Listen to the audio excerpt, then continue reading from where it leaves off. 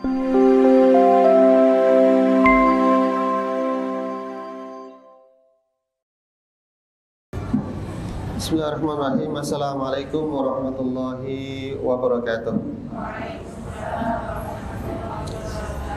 Alhamdulillahirabbil alamin wa bihi nasta'in ala umuri dunya waddin wassalatu wassalamu ala asyrafil anbiya wal mursalin sayyidina wa maulana Muhammadin wa ala alihi wa ashabihi ajma'in. Qala Allah ta'ala fi kitabihil karim ba'da an na'udzu billahi minasyaitonir rajim.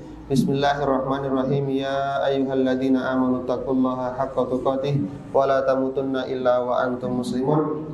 Wa qala nabiyuna Muhammad sallallahu alaihi wasallam, ittaqillaha haitsuma kunta wa atbi'is sayyi'atal hasanata tamhuha wa khaliqin nasa bi khuluqin hasanin.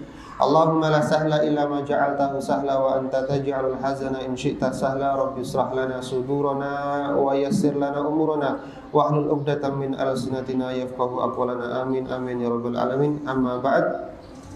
Ibu-ibu sekalian, jamaah kuliah duha yang semoga senantiasa mendapatkan rahmat dari Allah Subhanahu wa taala.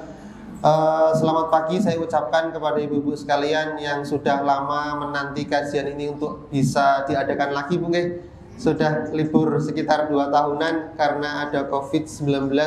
Alhamdulillah Allah SWT masih memberikan kita kekuatan, kesehatan, serta waktu luang, sehingga yang pertama wajib kita lakukan adalah bersama-sama bersyukur kepada Allah Subhanahu wa taala. Karena limpahan nikmat tersebutlah kita bisa berkumpul di dalam satu majlis yang saya yakin Allah SWT meridhoi majlis ini, seraya Allah Subhanahu wa taala juga mengirimkan para malaikat-malaikatnya menaungi majlis kita di atas sana, Bu. Jadi salah satu keutamaan daripada mengikuti kajian-kajian Islami, mengadakan kajian-kajian Islami, pengajian-pengajian seperti ini, Bu, itu salah satu keutamaan, salah satu fadilahnya adalah, ya, ini adalah salah satu raudhatun min riyadil jannah, salah satu taman dari taman-taman surgawi. Ya, kalau kita tahu taman surgawi, namanya saja sudah taman surgawi, taman yang diridhoi Allah SWT, maka tempat tersebut adalah tempat-tempat yang sakral dalam tanda kutip. Ya, sakral di sini maksudnya bukan sakral yang angker, nggih. Maksudnya sakral adalah sakral yang disucikan, tempat yang diberkahi, tempat yang diridhoi. Maka tempat-tempat seperti ini, tempat-tempat semacam ini adalah salah satu dari sekian banyak tempat-tempat yang apabila kita memohon doa kepada Allah Subhanahu wa taala itu akan diijabahi. Itu salah satu tempat-tempat mustajabah untuk kita bisa berdoa. Dan juga seperti yang saya tadi bilang di awal, bahwasanya para malaikat itu menaungi kita di atas, Bu. Jadi dalam salah satu hadis yang cukup panjang itu Rasulullah SAW mengabarkan kepada kita bahwasanya kalau ada sebuah majlis, ya, yang di situ itu mereka saling berzikir, saling mengingat Allah. Zikir itu kan banyak macamnya, nggih. Zikir itu tidak sebatas kita mengucapkan subhanallah, alhamdulillah, wala ilaha illallah, wallahu akbar. Tidak sebatas itu. Zikir itu dalam cakupan arti yang lebih luas, itu kita mengingat Allah. Mengingat Allah itu banyak macamnya. Seperti kita mengkaji kajian-kajian Islami, yang ngaji ilmu, pengajian, itu kan kita mengingat Allah, mengenal Allah lebih dekat. Karena kita semakin mengenal Allah, maka kita akan semakin dekat dan semakin cinta sama Allah. Salah satu caranya dengan mengadakan kajian seperti ini. Itu salah satu bentuk dari zikir. Atau ketika ibu-ibu sedang berjalan-jalan ke desa, mendapati sebuah pemandangan yang sangat indah, kemudian ibu-ibu mengucapkan Masya Allah, ya, Masya Allah, sungguh indah ciptaan Allah, ya, sungguh agung Allah SWT yang telah menciptakan dunia ini dengan seimbang. Nah, itu juga bagian daripada zikrullah, bagian daripada mengingat Allah.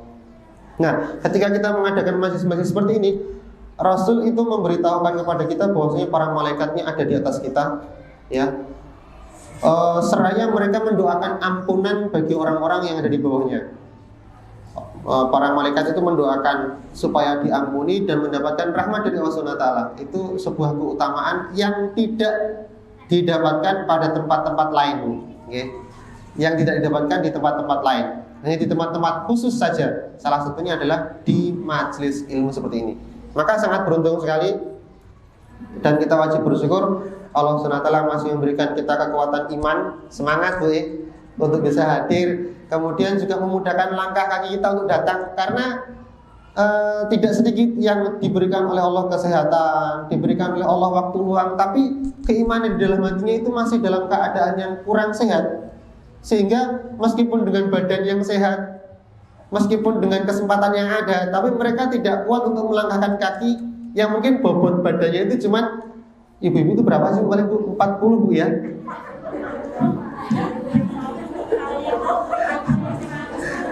40 kali 2 maksudnya ya. Oke, ya 40 lah biar kelihatan langsing gitu kan. Biasanya kan ibu-ibu kan sangat sensi kalau dibilang gendut gitu kan ya. 60 ya oke, pertengahan lah 60 ya. Badan 60 kilo tuh buat jalan tuh sebenarnya itu belum yang berat Bu, ketimbang yang berat badannya mohon maaf sampai 80 kilo ke atas. Mungkin begitu nggih. Dan usia seusia ibu ini yang masih berapa Bu? 24 Bu ya? 25? Oh 22 22 kali 2 gitu ya, 48 atau masih kisaran 50 ke bawah itu kalau buat melangkahkan kaki itu masih kuat lah insya Allah, dibanding yang ibu-ibu yang sudah usia mohon maaf 80-an ke atas ya. Tapi kalau tidak didasari dengan keimanan, tidak didasari dengan rahmat Allah SWT yang memberikan kita kemampuan dalam hati kita, itu mengelangkah sak langkah aja Bu, itu wabot ya. Mengelangkah sak langkah aja itu abot sekali. Boro-boro berangkat ke masjid buat nyapu teras depan aja mungkin kabutan mungkin.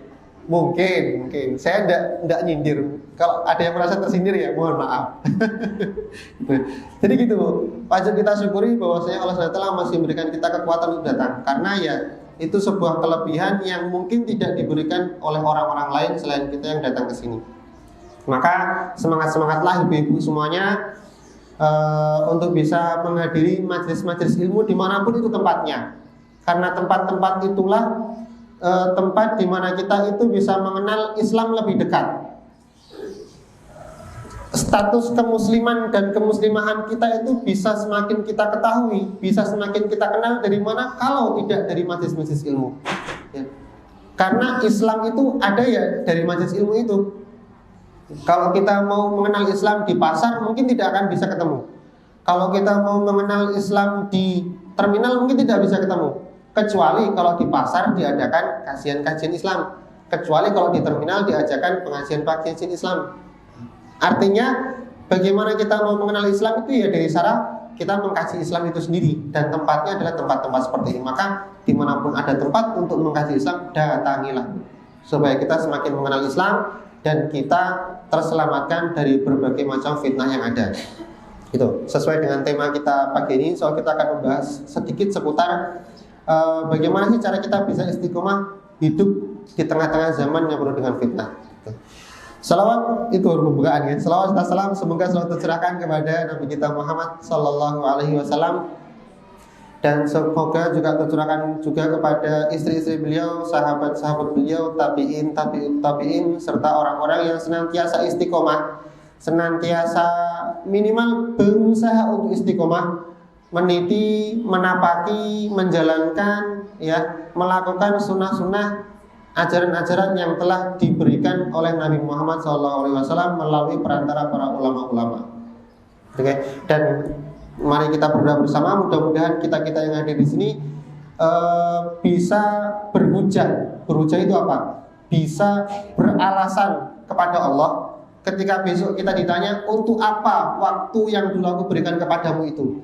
Untuk apa kesehatan yang dulu aku berikan kepadamu itu? Ya, ketika Allah bertanya seperti itu, mudah-mudahan kita bisa menjawab, ya Allah, dulu ketika saya ada waktu, saya datang tuh menurut iman, ketemu sama Ustaz Tauhid ngaji bareng, ketemu sama Ustaz Prianggono ngaji bareng, ketemu sama Ustaz Dewi ngaji bareng.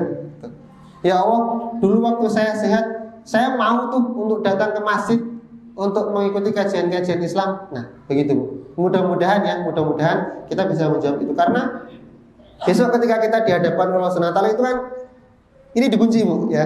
Ini sudah tidak bisa berbicara. Yang berbicara adalah ya tangannya ibu itu yang buat nyata, ya. Kakinya ibu tadi yang buat jalan ke sini, ya. Terus apa lagi? telinga ibu yang mendengarkan pengajian, mata ibu yang menyaksikan kajian dan tidak ngantuk. Nah, nek ngantuk ya, lah itu nanti matanya nggak bisa bersaksi. Ya. Itu nanti yang bakal ngasih tahu ke Allah itu ya mereka-mereka itu.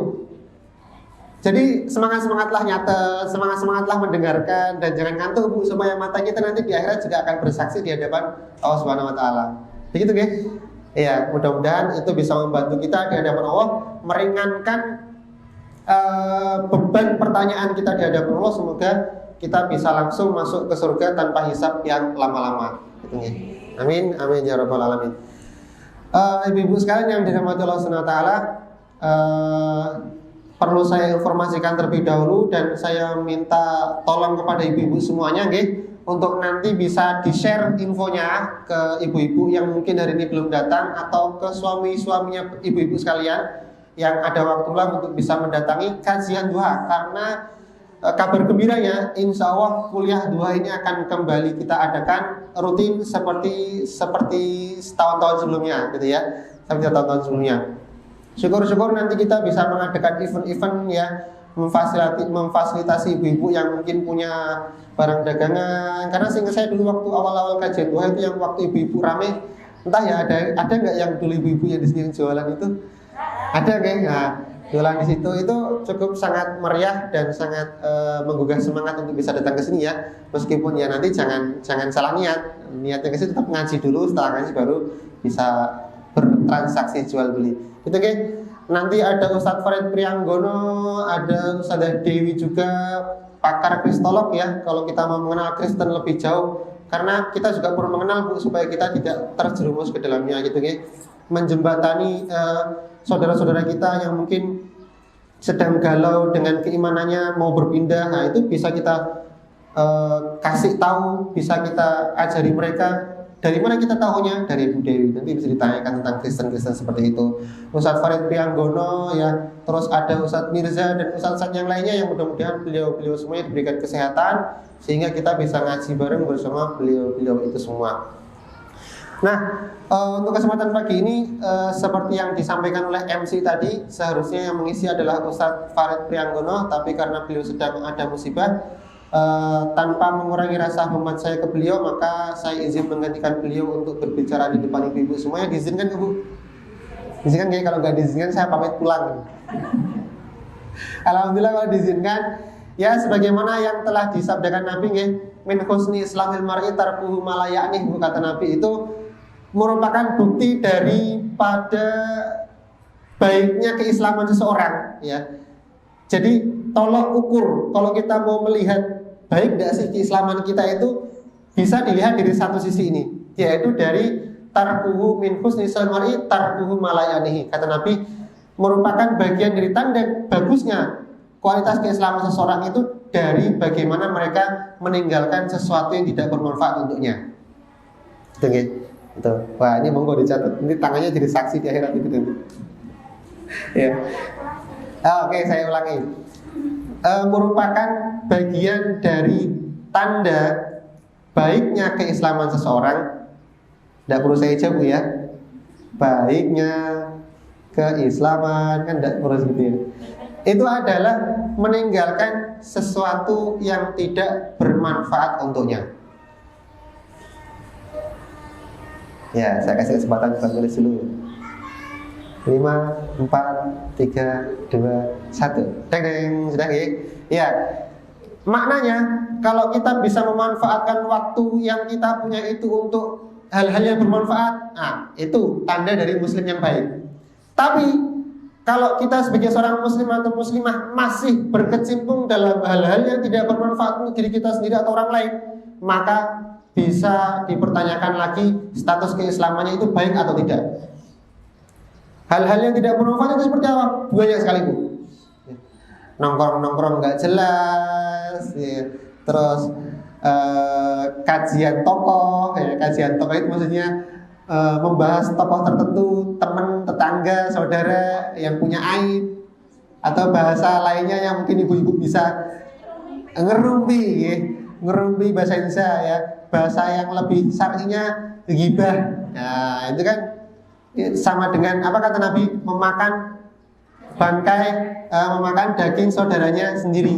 Ya, itu kan menjijikkan punya. Itu berarti maknanya ghibah itu sesuatu yang sangat menjijikkan dan tidak diperbolehkan. Nah, semacam itu. Karena mohon maaf, tidak laki-laki, tidak perempuan. Biasanya kalau sudah nongkrong bareng-bareng, awalnya memang biasanya santai-santai saja, ngobrol biasa. Lama-lama ya ada saudaranya yang lewat, cakai motornya anyar. Allah, motor anyar kayak kakek utang. Ustadznya kok pinter, kita pengalaman. Enggak Bu, contoh saja. Kan enggak sedikit ya seperti itu Bu ya. Nah ini bagian daripada hal yang tidak manfaat. Misal ibu-ibu lagi nunggu anaknya yang sekolah, dia liatin status WhatsApp orang gitu ya. Terus ada yang punya kulkas baru, iri. Itu tidak bermanfaat Bu. Lebih bermanfaat ketika ibu-ibu nunggu anaknya sambil kesini ya, ngaji bareng, pengajian bareng, itu lebih bermanfaat. Nah, ini bukti-bukti muslimah-muslimah yang baik itu yang seperti ini. Insya Allah ya, mudah-mudahan bagian daripada tanda keislaman kita yang baik, memanfaatkan waktu luang yang kita punya itu untuk beramal soleh, untuk ngaji dan lain sebagainya. Itu bagian dari tanda baiknya keislaman seseorang. Nah, makanya daripada jadwal yang sudah ada ini kita kosongkan, kita batalkan pengajiannya, maka kita manfaatkan dengan tetap mengaji meskipun dengan pemateri yang mungkin tidak seasik Ustadz Prianggono ya, tidak sepintar Ustadz Prianggono, tapi insya Allah mudah-mudahan dengan cara seperti ini kita bisa menjadi orang yang baik karena kita memanfaatkan waktu luang dengan bermanfaat gitu ya. Nah, ibu-ibu sekalian yang dirahmati Allah Subhanahu wa taala, istiqomah di zaman yang penuh dengan fitnah itu bukanlah sesuatu yang mudah dan gampang. Ya, bahkan saking beratnya istiqomah itu diibaratkan oleh para sahabat seperti orang yang sedang menggenggam bara api. Mowo bahasa Inggrisnya. Mowo, bara api kok jenengan beli sate yang ada arengnya itu jenengan genggam, itu rasanya seperti apa? Nah, seperti itulah saking susahnya, saking beratnya, saking payahnya, saking sakitnya istiqomah. Artinya itu tidak mudah. Ya, itu tidak mudah. Apalagi ditambah di zaman yang penuh dengan fitnah. Fitnah yang dalam artian bukan menuduh, ya. Karena biasanya orang Indonesia itu kan memahami fitnah, wah aku difitnah karo kayo. Itu menuduh sesuatu yang tidak benar. Itu bukan seperti itu ya maksudnya. Maksudnya adalah fitnah yang dalam artian cobaan, ujian. Fitnah itu kan sebenarnya artinya adalah cobaan ujian. Cobaan ujian itu maksudnya apa Ustaz? Ya banyak. Diuji dengan hawa nafsu yang tidak bisa kita kendalikan. Diuji dengan subhat-subhat yang merajalela di sekitar kita. Contoh seperti apa? Contoh seperti orang-orang zaman sekarang Bu. Itu kalau kita bisa mengakui, kan kita orang zaman sekarang ya. Kalau kita boleh mengakui, orang-orang zaman sekarang ini sedang kesusahan membedakan antara yang baik dan benar. Ya, membedakan antara yang diperbolehkan dan yang dilarang itu kesusahan. Karena apa? Karena keterbatasan ilmu Islam yang mereka punya. Contoh gampangnya saja, ya, berhubungan dengan lawan jenis, mohon maaf, ya, berhubungan dengan lawan jenis. Seorang muslim dengan muslimah itu kalau belum menikah atau bukan ada ikatan kekeluargaan nasab gitu Bu ya, itu boleh nggak bergandengan? Bergandengan tangan, ya bonceng-boncengan itu boleh nggak Bu? Jelas tidak boleh. Mohon maaf ya, mohon maaf, tidak bermaksud apa-apa. Contoh yang lain, nongkrong-nongkrong sambil bawa botol yang isinya itu sesuatu yang tidak ada label halalnya. Paham maksud saya Bu ya? Yang itu bisa menghilangkan konsentrasi, bahasanya mereka mungkin nge-fly. Itu boleh tidak Bu? Tidak boleh. Tapi kira-kira banyak nggak di sekitar kita? Banyak sekali. Kira-kira ada nggak dari mereka itu yang merasa risih melakukan itu? Tidak. Mereka dengan bangga bahkan mempostingnya ya, di status WA dan yang lain sebagainya. Dengan bangga dan dengan pede mereka mengumbar kemaksiatan mereka. Mohon maaf ya, mengumbar kemaksiatan mereka. Itu baru dua contoh, belum contoh-contoh yang lainnya. Kemudian orang-orang lainnya mengapresiasinya. Mengapresiasi itu dalam artian tidak melarangnya, tidak mengatakan itu buruk, atau seminimal-minimalnya dalam hatinya itu tidak merasa itu tidak diperbolehkan. Ya, akhirnya apa? Akhirnya orang memandang itu hal yang wajar, itu hal yang diperbolehkan, itu hal yang baik. Naudzubillah, teman naudzubillah min dzalik, gitu Bu ya. Ngeri kan Bu? Enggak usah jauh-jauh dengan orang yang di luar sana, mungkin bisa jadi, mohon maaf ya, di sekeliling keluarga kita pun mungkin masih ada yang seperti itu ya, maka itu merupakan bagian dari tanggung jawab kita untuk bisa mengingatkan. Karena amar ma'ruf nahi munkar itu adalah bagian dari kewajiban semua muslim, tidak cuma ustadz dan ustadzah saja ya. Yang punya tanggung jawab buat menegur itu tidak cuma ustadz ustadzah saja, tapi kita semua itu punya tanggung jawab untuk amar ma'ruf nahi munkar. Amar ma'ruf itu menyuruh dalam kebaikan, nahi munkar itu mencegah pada keburukan. Kebalik. Yang kanan itu kan yang baik ya, menyuruh kepada yang kebaikan, melarang kepada yang kemungkaran. Gitu. Caranya seperti apa? Kalau kita punya kekuatan Bu, dengan lisan kita. Ya, maksudnya dengan kekuatan kita. Mohon maaf, dengan kekuatan kita.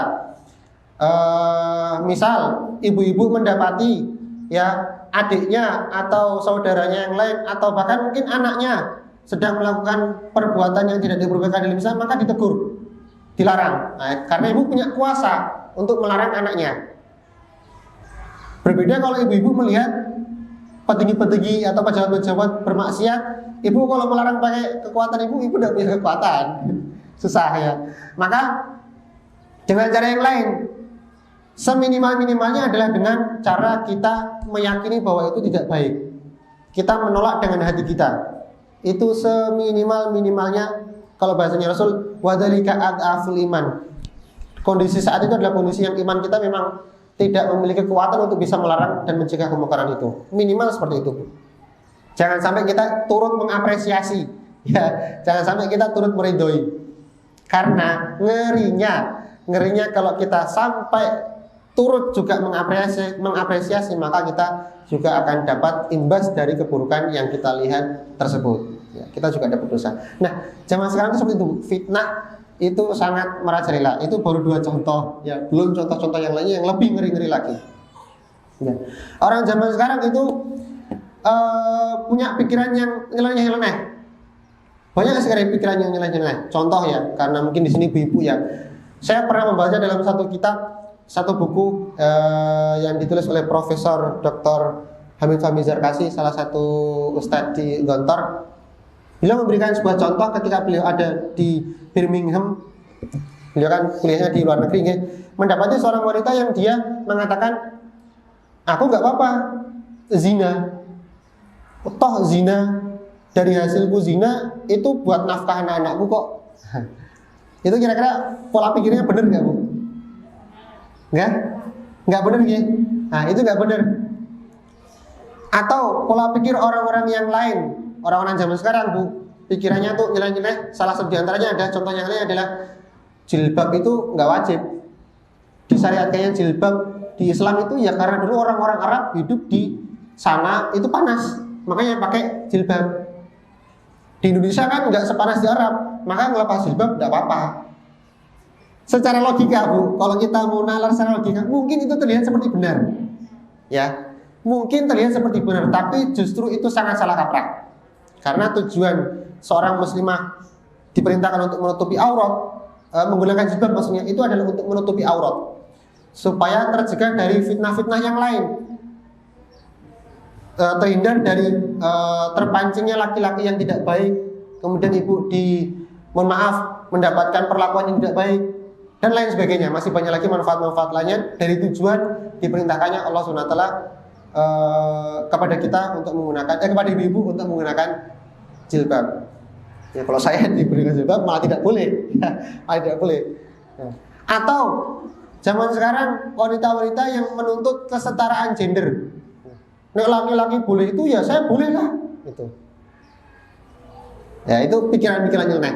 Pokoknya banyak sekali Bu pikiran-pikiran nyeleneh di zaman sekarang ya ibu, kalau mungkin mendapatinya akan mengelus dodo. Kok zaman kumbien ora ono tapi saiki kok ngono ya. Nah gitu. Itu merupakan salah satu dari sekian banyak tanda akhir zaman. Nah, kalau berbicara tentang akhir zaman mungkin nanti bisa tanya banyak dengan Ustadz Farid Prianggono karena beliau kan pengasuh kajian akhir zaman ya. Nanti bisa tanya ke beliau. Tanda-tanda akhir zaman itu apa aja sih Ustadz gitu. Ya salah satunya nanti akan disebutkan hal-hal semacam itu. Nah, supaya kita bisa terhindarkan dari hal-hal semacam itu, Bu, itu bagaimana? Nah, sebelum saya kasih tahu beberapa trik dan tips ya untuk bisa istiqomah di zaman yang penuh fitnah, saya akan sedikit menukil sebuah ayat dari Allah Subhanahu wa taala. Allah Subhanahu wa taala berfirman, "A'udzubillahi minasyaitonirrajim. Bismillahirrahmanirrahim. Innalladzina qalu rabbunallaha tsumma istaqamu innalladzina qalu rabbunallahu tsumma istaqamu tatanazzalu 'alaihimul malaikah alla takhafu wa la tahzanu wa abshiru bil jannati allati kuntum tu'adun." Ini Quran surat Fussilat ayat 30. Nanti kalau Ibu mau merujuk ayatnya bisa dicari di Al-Quran. Quran surat Fussilat ayat 30. Ya, di situ Allah SWT berfirman, sesungguhnya orang-orang yang mengatakan Tuhan kami ialah Allah, kemudian mereka meneguhkan pendirian mereka, kemudian mereka tsumastaqamu, kemudian mereka istiqomah.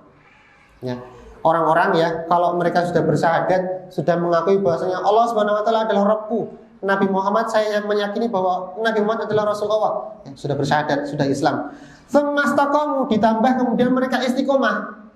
Ya, istiqomah itu meneguhkan pendirian mereka di atas jalan yang dibuat oleh Allah Subhanahu wa taala.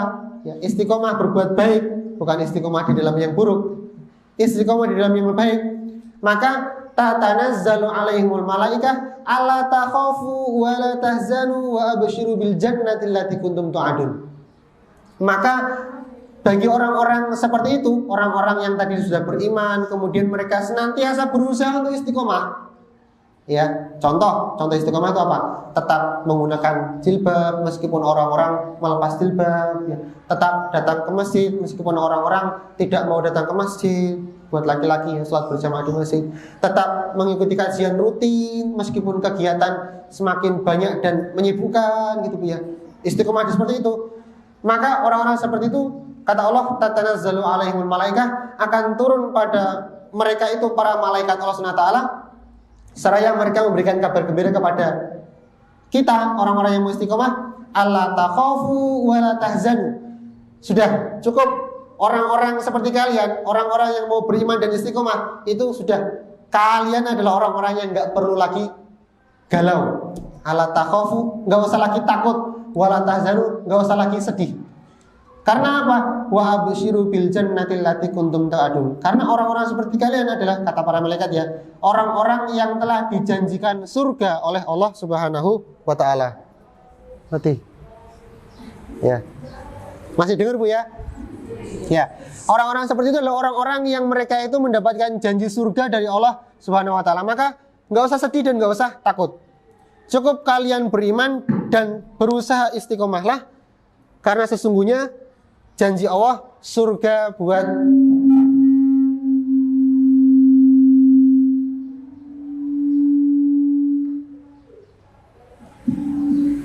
ini berarti dimatikan. Ini.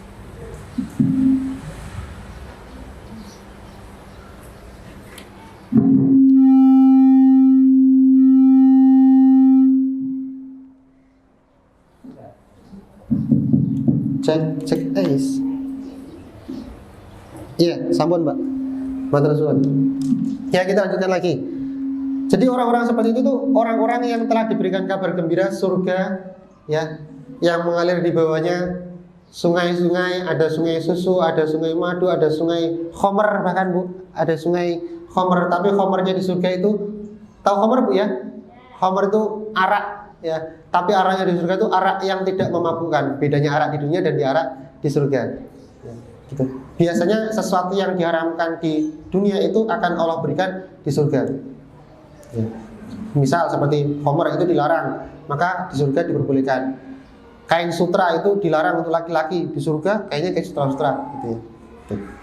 Ya, kita lanjutkan lagi. Mereka itu adalah orang-orang yang telah diberikan janji oleh Allah untuk diberikan surga. Maka nggak usah takut dan nggak usah sedih. Tapi yang jadi pertanyaannya adalah, kira-kira bisa nggak kita istiqomah? Itu yang jadi PR-nya adalah, bisa nggak kita istiqomah? Nah, Tadi kan kata Allah kan sudah dijanjikan ya, kalau kalian sudah beriman, kemudian istiqomah, itu sudah cukup untuk kalian bisa mendapatkan surga. Jadi nggak usah sedih dan nggak usah takut. Tapi pertanyaannya, bisa nggak kita istiqomah? Apalagi di zaman yang penuh dengan fitnah, itu bukan sesuatu yang gampang. Kako bidil jamr, seperti orang yang sedang menggenggam bara api, terasa panas, kulitnya melepuh, ya kan, menyakitkan, perih. Nah itulah. Jadi kalau seumpama ya, ibu-ibu pakai jilbab besar, terus di keluarganya masih ada yang belum berjilbab dan sangat tidak suka dengan orang yang berjilbab. Mungkin ibu-ibu nggak menemui ya, tapi ada orang-orang selain kita mungkin yang merasakan seperti itu. Terus diasingkan dari keluarganya, dicemooh sama keluarganya sendiri, bahkan bapak ibunya yang tidak menginginkan anaknya tadi, ibu-ibu yang pakai jilbab tadi, bahkan diusir, kan tidak sedikitnya sebut. Monggo, okay. Atau saudara-saudara kita yang mu'alaf, mungkin lebih nyata lagi kisah mereka ya. Mereka mendapatkan hidayah dari Allah SWT, kemudian mereka meninggalkan agamanya mereka untuk pindah ke agama yang satu-satunya agama yang dari Allah SWT, masuk Islam. Ya, akhirnya mereka dicemooh sama keluarganya sendiri, dicoret dari kakak kalau bahasanya begitu ya. Itu sesuatu yang sangat menyedihkan. Diusir sama bapak kandungnya sendiri, diasingkan oleh ibu kandungnya sendiri, ditinggalkan oleh anaknya sendiri, ditinggalkan sama suaminya sendiri. Itu bukan sesuatu yang mudah. Nah, macam-macam model istiqomah itu seperti itu. Tapi kasusnya mungkin masing-masing orang akan berbeda-beda. Ya. Itu sangat susah sekali. Lagi-lagi saya katakan itu sangat susah sekali. Ya. Kemudian saya tambahkan satu hadis lagi. Kalau tadi ayat dari Allah SWT yang menunjukkan bagaimana istiqomah itu sudah dijanjikan oleh Allah SWT surga. Kemudian akan saya berikan satu hadis yang menggambarkan tentang ngerinya fitnah di akhir zaman ini. Ya, satu hadis dari Abi Hurairah radhiyallahu anhu, ani Nabi sallallahu alaihi wasallam qol badiru bil a'mali fitanan, ya, kaqita'il lailil mudlim yusbihur rajul mu'minan wa yumsi kafiran wa yumsi mu'minan wa yusbihu kafiran ya bi udinahu bi aradim minad dunya. Ya. Kata Rasulullah SAW menggambarkan tentang ngerinya fitnah di akhir zaman itu. Rasul berkata kepada kita para umatnya, badiru bil a'mal, bersegeralah kalian itu mengerjakan amal soleh apapun itu. Apapun itu amal solehnya, sedikit, kecil, lakukan. Sesempatnya kalian lakukan, nggak usah ditunda-tunda. Adanya kesempatan untuk berinfak, ya segera berinfak. Adanya kesempatan untuk berhaji bagi yang memiliki harta, segera berhaji, nggak usah ditunda-tunda. Adanya kesempatan untuk berbakti kepada suami, segera kerjakan berbakti kepada suami, nggak usah ditunda-tunda. Karena apa? Kaqita'il lailil mudlim. Sebelum datang sebuah fitnah, yang fitnah itu adalah sangat gelap sekali. Kaqita'il lailil mudlim itu seperti potongan kegelapan di tengah malam yang gelap gulita. Wes peteng nenggon peteng. Ibarat semut hitam berjalan di tengah malam di atas batu yang berwarna hitam. Ketok ora, Bu? Susah, Bu. Mata normal aja susah, apalagi mata yang minus. Kalau ibu-ibu mungkin plus ya. Mohon maaf, mungkin masih minus. Kalau plus kayak udah tua banget. Gitu. Itu fitnah di hari zaman itu seperti itu. Makanya tadi saya bilang di awal, orang-orang zaman sekarang karena saking butanya dengan Islam, digelapkannya dengan fitnah, mereka tidak sadar sesuatu yang sebenarnya itu dilarang, justru menurut mereka diperbolehkan. Sesuatu yang sebenarnya di dalam Islam itu diharamkan, di mata mereka itu dihalalkan. Riba. Nah, salah satu ciri-ciri akhir zaman ini ya, orang-orang tersilaukan dengan fitnah akhir zaman. Riba itu bahasanya apa sih, Bu? Enggak, istilahnya riba itu apa? Indonesianya? Bunga. Bunga itu cantik enggak, Bu? Indah enggak, Bu? Riba itu buruk enggak, Bu? Kotor enggak, Bu? Ngeri enggak? Ibu-ibu mohon maaf, tahu ngerinya dosa riba itu apa? Nah, ya ibu-ibu udah tahu ya. Seperti mohon maaf menzinai ibu kandung sendiri. Itu ngerinya dosa riba. Tapi orang-orang zaman sekarang sangat bermudah-mudahan dengan riba. Riba itu kotor, tapi orang-orang zaman sekarang mengistilahkannya dengan bunga. Bunga sama kotor itu kan beda Bu ya. Nah itu orang-orang pola pikirnya tertutupi dengan gelapnya fitnah akhir zaman ini. Maka ibu-ibu jangan sampai terkecoh dengan istilah-istilah seperti itu. Istilahnya sih bunga, padahal kotoran. Ya. Kotoran dianggap bunga, yang bunga dianggap kotoran. Ya enggak? Orang yang berjilbab, ya orang yang mau ngaji Islam, ya malah dibilang teroris. Yang jelas-jelas bunga malah dibilang kotoran. Ya enggak? Ya. Zaman akhir kan memang serba terbolak-balik ngerinya fitnah zaman ini. Makanya badiru bil amal kata Nabi. Bersegeralah kalian beramal. Kaki ilal muslim yusbihu rajul mu'minan wa yumsi kafiran wa yumsi mu'minan wa yusbihu kafiran.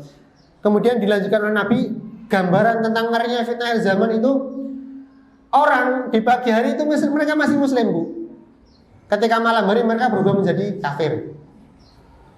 Atau sebaliknya, di malam harinya mereka masih muslim, masih muslimah. Di pagi harinya mereka sudah berubah menjadi kafir. Dikarenakan apa? Ya bi udinahu bi aradhin minad dunya. Mereka menjual keimanannya, mereka menjual agamanya dengan hanya sepotong kenikmatan duniawi semata. Ya. Begitu Bu ya, ngerinya fitnah zaman itu seperti itu.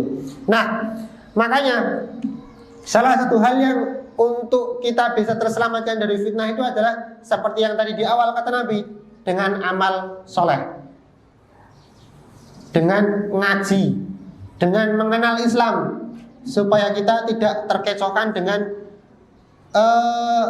silau-silau duniawi yang membutakan mata tadi itu, atau gelap-gelap malam fitnah akhir zaman yang membutakan kita.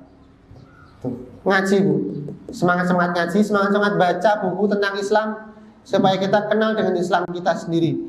Jangan sampai kita berstatus Islam tapi kita tidak mengenal keislaman kita sendiri. Na'udzubillah, tsumma na'udzubillah min dzalik.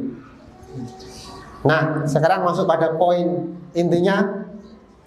Di antara beberapa tips yang akan saya berikan kepada ibu-ibu semua yang untuk bisa kita terselamatkan di final zaman ini, yang pertama adalah kenali amal andalanmu. Ya, pertama kenali amal andalanmu. Amal soleh itu sangat banyak sekali dan tidak terbatas. Ya, segala sesuatu yang diridhoi Allah Subhanahu wa taala itu adalah ibadah. Itu adalah amal soleh. Ya. Menyingkirkan batu atau duri di tengah jalan itu juga merupakan bagian dari ibadah. Membersihkan teras yang kotor, teras masjid yang kotor, itu juga merupakan bagian daripada ibadah. Sedekah, infak meskipun cuma 500 rupiah, 1000 rupiah, 1500 rupiah, seharga moto, seharga permennya anak-anak, seharga es teh, bahkan lebih murah lagi, itu juga merupakan bagian daripada ibadah. Ya, semuanya, segala sesuatu yang itu baik, bermanfaat untuk kita, untuk orang lain, untuk agama Islam, itu adalah ibadah. Sekecil apapun dan seberapapun kesempatan ibu punya, maka segeralah lakukan.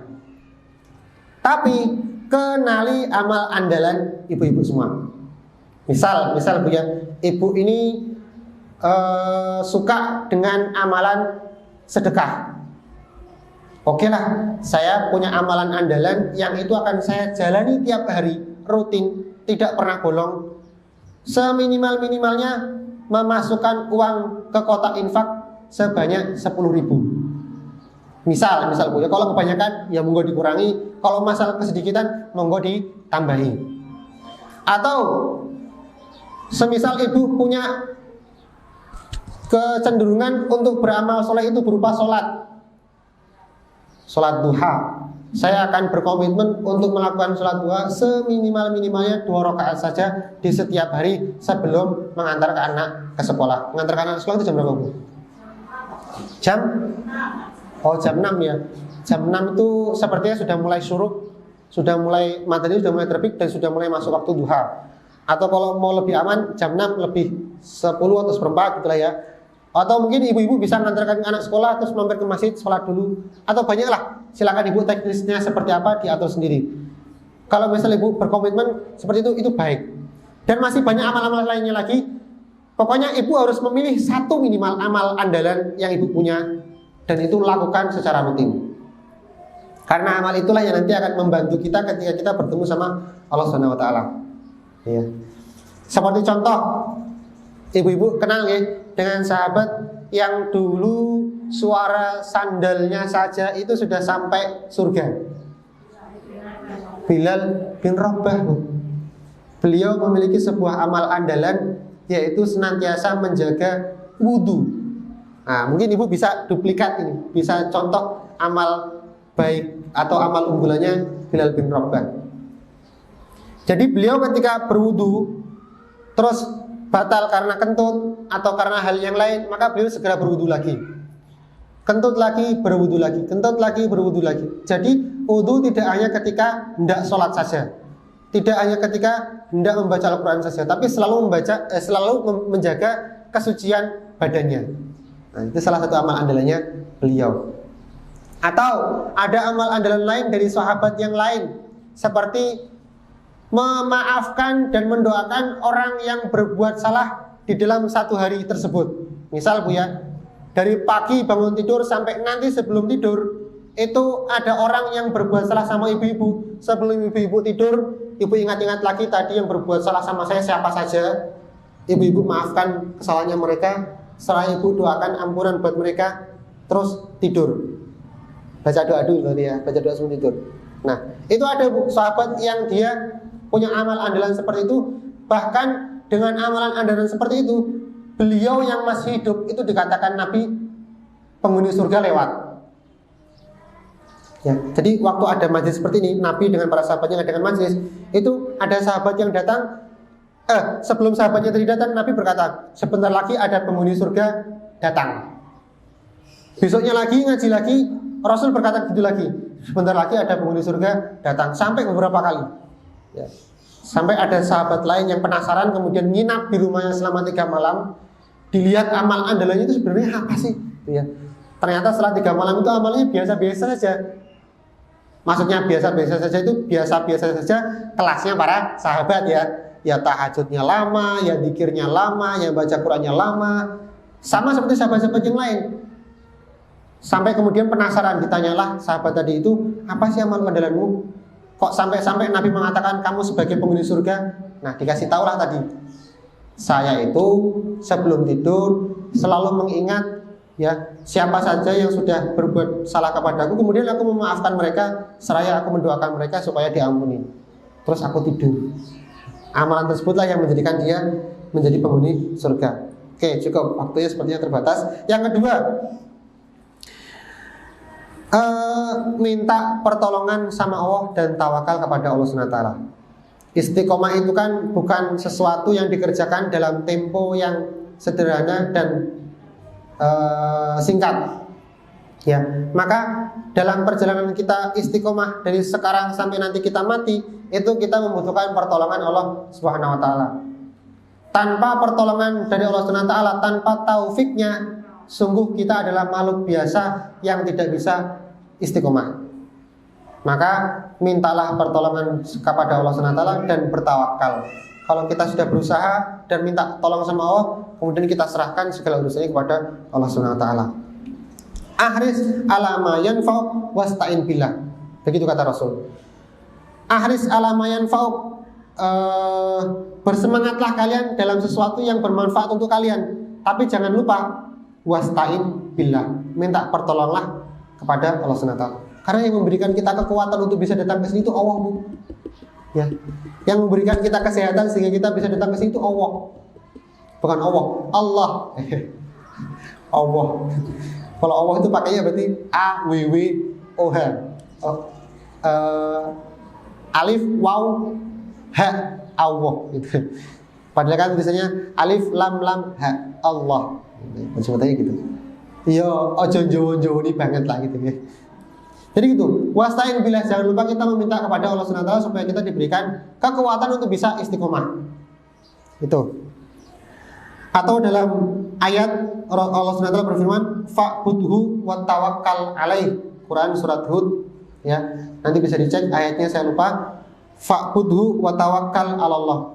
Sembahlah Allah dan tawakallah kepada Allah. Kalau kita sudah berusaha istiqomah, kita minta tolong sama Allah SWT, ya kemudian kita bertawakal kepada Allah SWT, insya Allah SWT akan memberikan kita kekuatan untuk bisa beristiqomah. Itu ya. Nah, itu yang kedua Bu. Kita agak sedikit persingkat karena waktunya sudah sampai jam 7.59 ya. Saya takut mendolimi ibu-ibu kalau ada keperluan yang lain. Yang ketiga, kita harus yakin, benar-benar yakin dengan besarnya pahala dari amalan yang kita kerjakan. Yakin dengan besarnya pahala yang kita kerjakan. Caranya kita bisa yakin dengan besarnya pahala yang kita kerjakan itu dari mana? Ya dari kita ngaji, dari kita mengenal Islam. Contoh, salah satu keutamaan mendatangi kajian ilmu, tadi sudah saya sebutkan, bisa mendapatkan rahmat dan ampunan dari Allah SWT, didoakan para malaikat, mendapatkan waktu mustajabah untuk berdoa. Nah, ya, banyak sekali keutamaan-keutamaannya. Bisa menjalin silaturahmi, dapat pahala juga. Kalau udah silaturahmi itu dipanjangkan umurnya, dilancarkan rezekinya. Nah, ada pahalanya lagi. Kenali semua pahala-pahala dari amal-amal yang kita kerjakan, karena itulah yang nanti akan memotivasi kita supaya kita semangat di dalam menjalankan amal tersebut. Waktu kita tidak semangat, namanya istiqomah itu kan susah Bu ya. Orang mau berjalan datar gini terus, itu susah. Pasti ada jeglong-jeglongnya. Kadang tidak semangat. Tapi dengan cara kita mengenal amal yang kita amalkan tadi, pahalanya itu besar, itu akan menjadikan kita semangat lagi. Oh iya, dengan aku mendatangi majelis ilmu itu akan menjadikan aku dirahmati dan diampuni Allah SWT. Ngaji semangat lagi, naik lagi. Karena sifat iman, kalau dalam penjelasannya Dr. Shalih Fauzan bin Fauzan, itu sifat iman itu yazid wa yanqus. Naik dan turun, fluktuatif ya. Sifatnya adalah naik dan turun, tidak flat, tidak datar, tidak seimbang. Ya, kadang naik, kadang turun. Nah, waktu kita turun itu imannya, kalau kita mengingat betapa besarnya pahala yang akan kita dapatkan dari sebuah amalan yang kita kerjakan, maka itu akan memotivasi kita untuk bisa beramal kembali. Gitu ya. Nah, dan yang terakhir, dari yang terakhir versinya saya ya, nanti bisa dikembangkan lagi dengan versi-versi yang lain. Paham dengan kaidah al-amal al-jaza min jinsil amal. Al-amal al-jaza min jinsil amal. Paham dengan kaidah al-jaza min jinsil amal. Nah, penjelasannya seperti apa saya jelaskan. Kaidah al-jaza min jinsil amal artinya sebuah imbalan itu akan sebanding dengan perbuatan yang kita kerjakan. Artinya dari al-jaza min jinsil amal itu imbalan itu sebanding dengan perbuatan yang kita kerjakan. Yes. Artinya begini Bu, kalau kita mengerjakan sesuatu itu porsinya sedikit, maka jaza atau imbalan yang kita dapatkan pun juga sedikit. Kalau kita mengerjakan amalnya itu dengan porsi yang lebih banyak, maka kita akan mendapatkan pahala yang lebih banyak. Contoh, kalau tadi kita mendatangi kajian ilmu itu sepekan sekali, ya kita dapat rahmat dan ampunan Allah SWT ya cuma waktu itu saja. Tapi kalau kita mendatangi kajian-kajian Islam tiap hari, di sini ada ngaji kita datang, di sana ada ngaji kita datang, di sana lagi ada ngaji kita datang, terus di sini ada ngaji lagi kita datang, maka jaza yang kita dapatkan pun juga akan berlipat-lipat semakin banyak. Gitu ya. Nah, model-model seperti itulah yang nanti akan memotivasi kita untuk bisa beramal lebih banyak, lebih banyak, lebih banyak, dan lebih banyak lagi. Sehingga menjadikan diri kita itu kuat di dalam menjalankan amal secara istiqomah. Ya. Istiqomah terus ya. Dan kalau kita bisa istiqomah, maka surga Allah SWT yang sudah akan dijanjikan kepada kita ketika kita nanti kembali ke kampung halaman akhirat kita. Sedikit saya tambahkan lagi, min sawabil hasanah al hasanatu ba'daha wa min jazai sayyi'ah as-sayyi'atu ba'daha. Kata para salaf kita, kata para ulama-ulama salaf kita, ya, merupakan bagian daripada pahala sebuah amal kebaikan yang kita kerjakan, itu adalah dengan cara Allah memberikan kemudahan kepada kita untuk bisa mengamalkan amal kebaikan itu berulang-ulang kali. Ya, misal Bu ya, kita mengamalkan satu amalan berupa pengajian di hari ini. Salah satu bentuk pahalanya Allah memberikan kita, salah satu bentuk Allah memberikan pahala dari amalan kita mendatangi ngaji hari ini, itu Allah akan memudahkan kita untuk bisa mendatangi ngaji-ngaji di hari-hari berikutnya.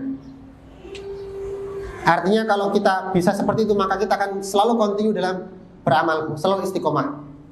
Min sawabil hasanah al hasanatu ba'da, merupakan bagian dari pahala sebuah kebaikan itu, Allah akan memberikan kemudahan untuk melakukan kebaikan berikutnya. Sebaliknya, merupakan bagian dari imbalan sebuah keburukan, maka Allah akan menjadikan orang itu akan berkecimpung dalam keburukan-keburukan itu berikutnya.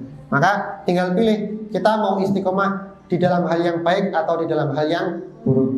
Kalau kita mau istiqomah di dalam hal yang baik, maka ingat Allah SWT telah menjanjikan surga, dan kata para malaikat, sudah cukup, kalian tidak perlu takut dan kalian tidak perlu sedih, karena Allah memberikan surga bagi orang-orang yang istiqomah. Tapi kalau kita mau istiqomah di dalam hal yang buruk, maka sesungguhnya adab Allah itu sangat pedih. Itu yang perlu diingat-ingat. Ibu-ibu sekalian yang dirahmati Allah SWT, mudah-mudahan ngaji kita pagi ini bisa memberikan manfaat banyak bagi saya pribadi khususnya, dan kepada ibu-ibu semuanya. Mari kita berdoa, mudah-mudahan Allah SWT memberikan kita kemudahan untuk bisa melakukan segala amal-amal kebaikan sedikit maupun banyak secara istiqomah. Amin, amin, amin ya rabbal alamin. Akhiru da'wana alhamdulillah wa subhanakallahumma wa bihamdika asyhadu an la ilaha illa anta astaghfiruka wa atubu ilaik. Kalau ada kurang dan salahnya dari saya, mohon maaf sebesar-besarnya. Kalau ada tutur kata saya yang salah dan tidak sopan pun juga dimohonkan maaf Bu ya. Karena sesungguhnya saya manusia biasa yang tidak luput dari salah dan dosa. Wassalamualaikum warahmatullahi wabarakatuh. Jazakallah kepada Ustaz Ahmad Taufik Nafarja yang sudah memberikan materinya pada pagi hari ini. Ada yang tanya jawab, betul Pak? Monggo kalau mau dibuka tanya jawab. Nah, monggo. Tanya jawab silakan Ibu. Waalaikumsalam warahmatullahi wabarakatuh. Misal apa? Di luar tema boleh, tapi yang belakang dulu. Gitu.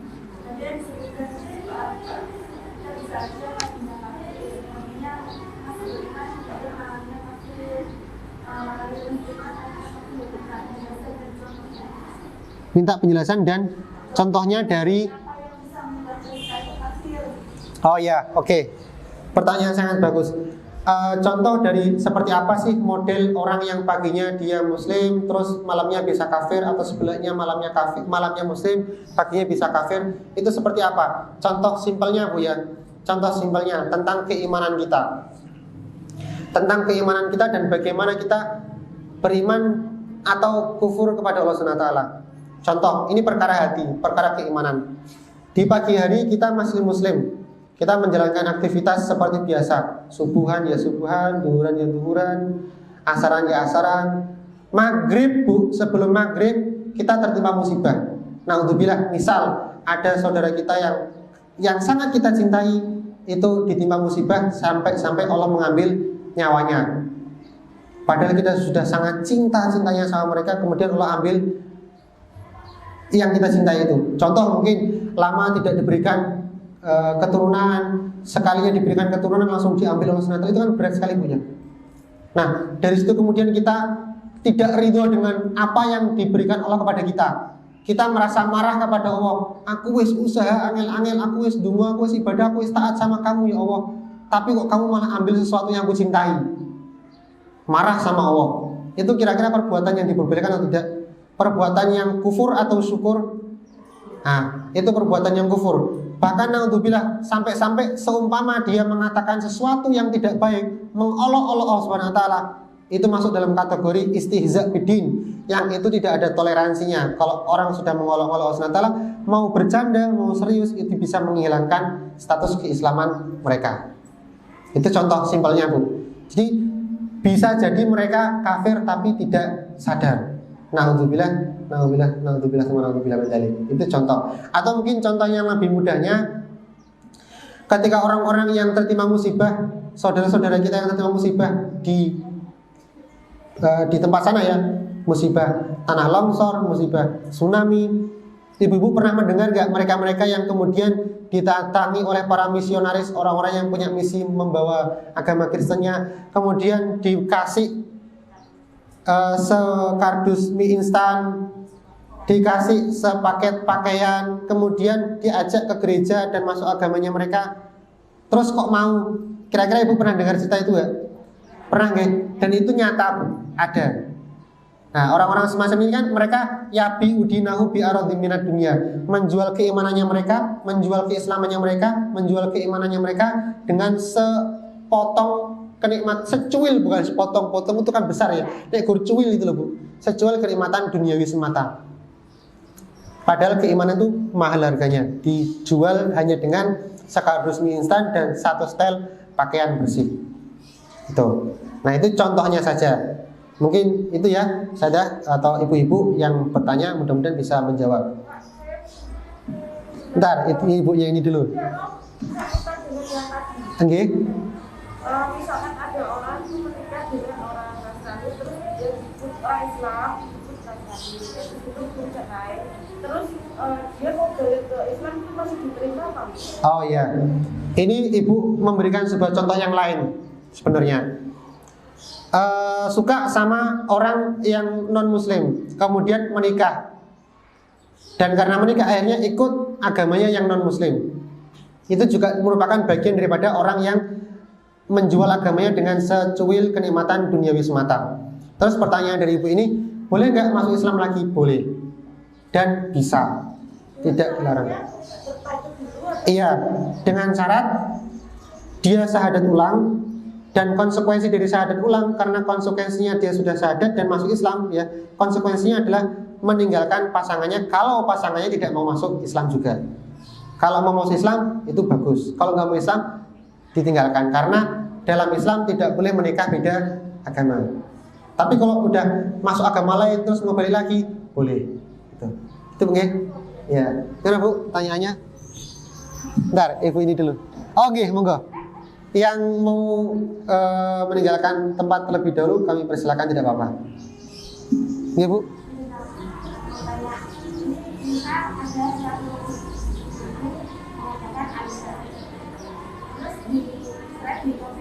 Oke.